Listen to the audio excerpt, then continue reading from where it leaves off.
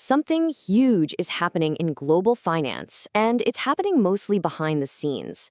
A powerful group of nations is making a big, coordinated move, and they're taking aim at the world's most powerful currency. Let's get into it. Now, I know that sounds like a crazy exaggeration, but honestly, it perfectly captures the mood right now. It's like a financial Cold War is starting to brew. I mean, think about it. For decades, the dollar was untouchable. It was the foundation of, well, everything in global trade. But something has definitely changed. And the challengers, they've been making their move, not with tanks and planes, but with something way, way older. That's right, gold. The first major signal that something big was afoot didn't come from Wall Street or some new tech. It came from the vaults of the world's central banks.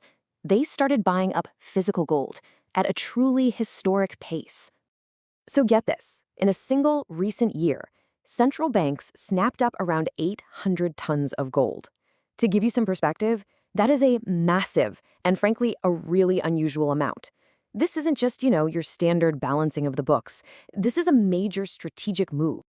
And this chart, wow, it really tells the story. That bar on the right, that's the recent buying spree. It absolutely dwarfs the average from the entire previous decade, which you can see there on the left. We're talking nearly double. This isn't just a tiny uptick. It's a massive strategic pivot away from holding US dollars. So who's behind this gold rush? Well, two nations are really leading the charge, China and India. They're both part of the Brics group, and they are stacking gold at a pace we've never seen before. China, for instance, has been reporting nonstop monthly increases for over a year. Which brings us to the multi-trillion-dollar question, right? Why? Why would these powerful countries suddenly pour hundreds of billions of dollars into an ancient, shiny metal? What exactly are they getting ready for? Well, it all boils down to a single deliberate strategy. It's a word you're going to be hearing a lot more: de-dollarization. The goal is simple: to systematically break their dependence on the US dollar and the entire Western financial system it supports. So why go to all this trouble? Well, there are three big reasons. First, they want to make their economies sanction-proof. Second, they want to be in control of their own economic destiny. That's what we call monetary sovereignty. And third, they're trying to build a totally new kind of financial system, one where power isn't just centered in Washington. But look, just stacking up gold isn't enough. If you really want to challenge the system, you need an alternative. You need a weapon of your own. And now, they've just shown the world what it is. It's called the unit. And as you can see, the idea is for a new digital currency, one that's actually backed by physical gold. The BRICS nations are piloting it specifically to settle trades directly between themselves, creating a new payment highway that could completely bypass the dollar. And how does it work? It's actually super simple. Step 1, BRICS countries trade stuff with each other just like they do now.